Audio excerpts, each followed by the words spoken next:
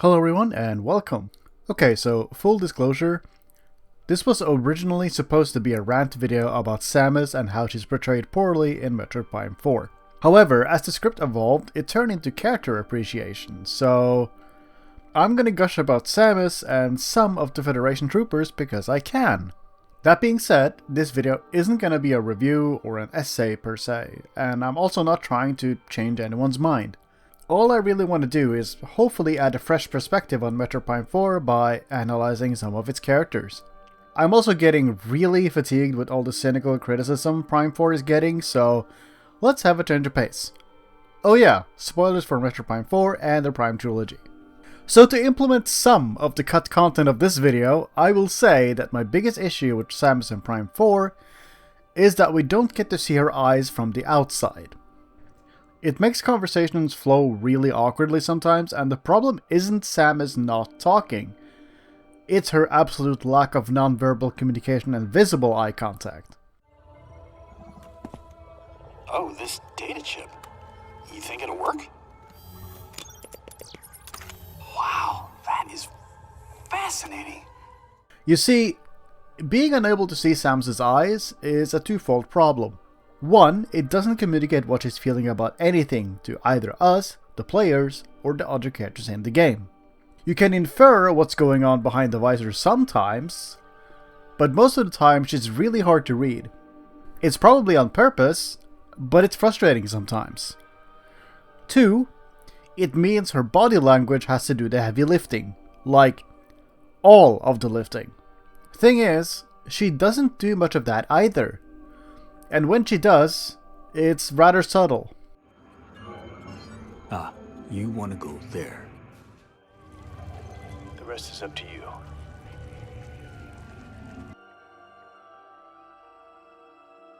I think the most generous interpretation I have for her lack of self-expression is that Samus doesn't want to get too involved or too attached to the Federation troopers. Due to all the loss she has experienced previously, she doesn't want to go through that again. In that sense, she does go through somewhat of a character arc and does grow closer with some of the Federation troopers along the way. Anyway, I think early on in the Fury Green, it actually sort of works. Miles and Samus actually contrast each other pretty well. Samus being the calm and collected, battle-hardened bounty hunter with a wealth of experience.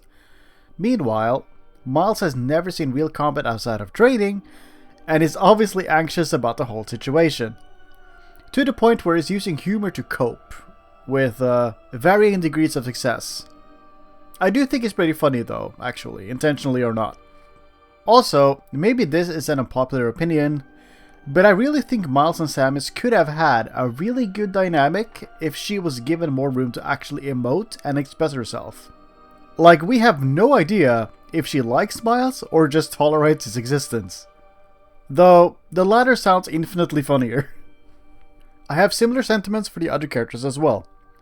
With Armstrong, we get to see a much more awkward side of Samus, and I love that. To this point, all the characters have just been, "Hey Samus, love your work, respect girl," and then it's business as usual. Armstrong, however, goes full-on fangirl, and Samus has no idea how to deal with that. Like, at all. In fact, I don't think Samus knows how to deal with her fame in general. And it's hilarious. Some people might find it cringe, but I thought it was very wholesome. And it doesn't overstay its welcome either, I feel. Definitely got a lot of chuckles and smiles out of me. Why, if you met your idol role model that you aspire to, is this not a reasonable reaction to have? Well, Samus, it's really you. I don't even know what to say. Is this a new suit? It's amazing. I love it. I love it so Private. much. Yes, sir. Right. Sorry, sir. Private First Class Nora Armstrong. It's an honor to meet you, Samus. For me, seeing Armstrong act that way around Samus actually felt really grounding. Like, of course there's people like her in the world of Metroid. You know? It makes the world feel more lived in, more alive, and also more believable. She is definitely one of the characters Samus seems to care about a good deal, and she emotes the most around her as well. In the mines, she's visibly upset about leaving Armstrong behind, but the moment at Chrono Tower is probably my favorite. When Samus returns, "Ayo, hit game for Nintendo 3DS?" She's assaulted in the form of a hug, and it takes her by surprise. All she can really do is give Armstrong an awkward pat on the back as if saying, there, everything is gonna be okay now." Spoilers, things were not okay. Also, this is probably the first time in God knows how many years that Samus experiences physical affection. I could be reading into it too much, but I just imagine Samus has to be pretty touch-starved as an individual. Tokabi is the most interesting character of the bunch, in my opinion. He actually has a couple of conversations with Samus one-on-one to get fleshed out a bit more. Granted, some of them are optional, so you could very easily miss them, but you do learn a great deal. While Miles and Armstrong are more contrasting characters, Tokabi is closer to a parallel character who has some similarities to Samus. Like her, he prefers to work alone, and he's also a hunter by profession. He's responsible for cooking the group's meals and actually hunts for game out in the desert while out on patrol. He's not in the base very often, but you can see things like meat being grilled or skulls of creatures he has brought with him. A detail I really enjoy is that when they first meet in the desert, Samus stands really far away. She keeps Tokabi at arm's length when he sits down and doesn't sit down herself. It's only when he mentions his profession and family that she actually takes a few steps closer. There's common interests now, so she wants to hear more. In the wind, I remember those who came before. By the second conversation, she walks up to him as soon as she's invited and listens intently. Please, join me. Make yourself comfortable.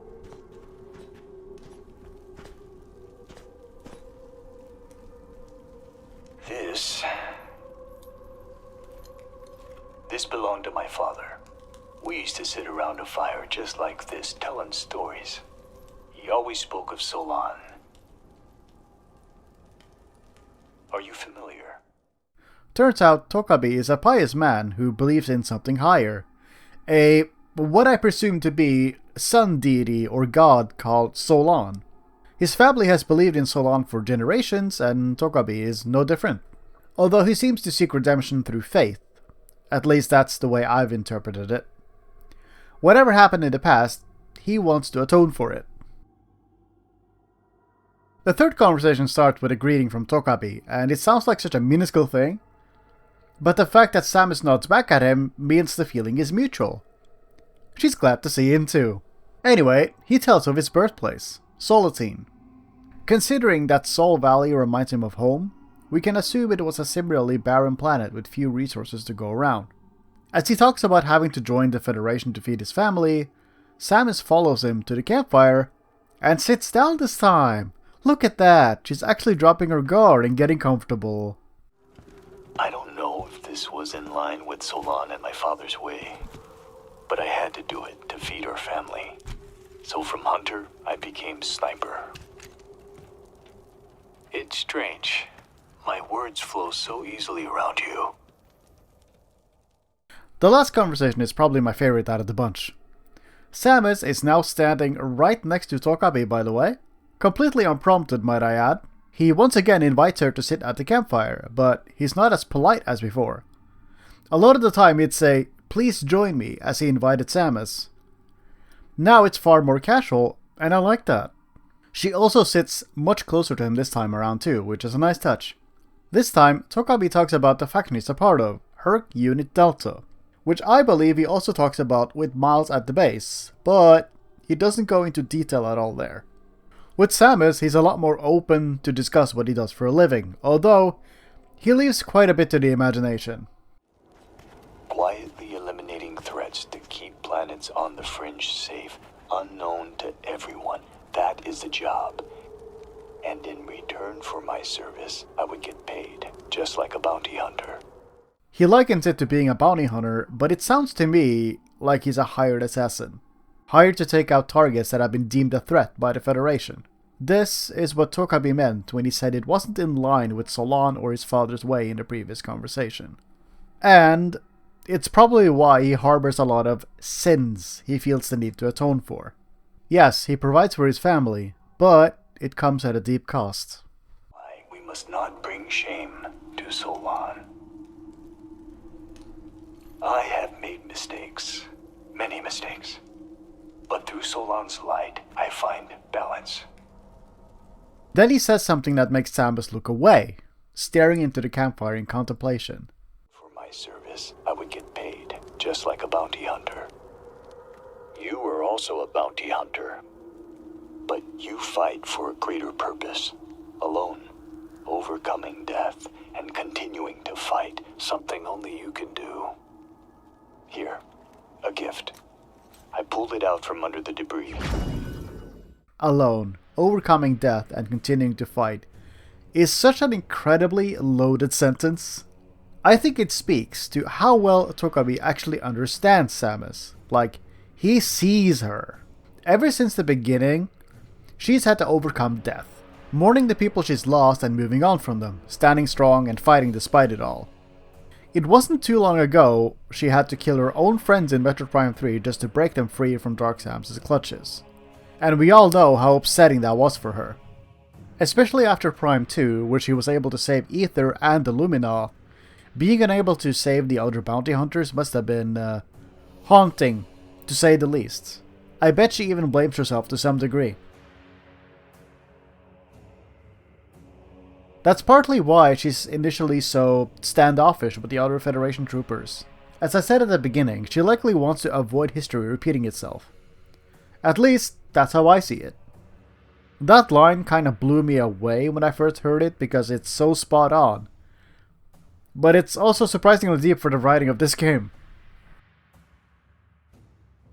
I just think Tokabi is a really compelling character, and I hope more people can see him the same way I do. The way he's written as a parallel to Samus with a surprising amount of backstory and world building attached, I think it would be a shame if he was a one-off.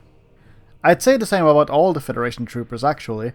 I have to commend the voice actors because the voice acting is so incredibly well done.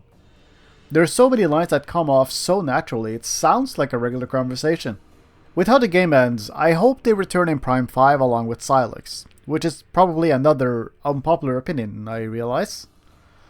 I just think Miles, Tokabi, Armstrong, and Duke have real potential to be fleshed out and grow as characters if they get another game to do so. I would include V, but their memory is allegedly getting wiped as soon as they get back, so it's hard to say for now. Some characters like Armstrong and Tokabi get decent amounts of screen time to be fleshed out and grow, but the others don't get the same luxury.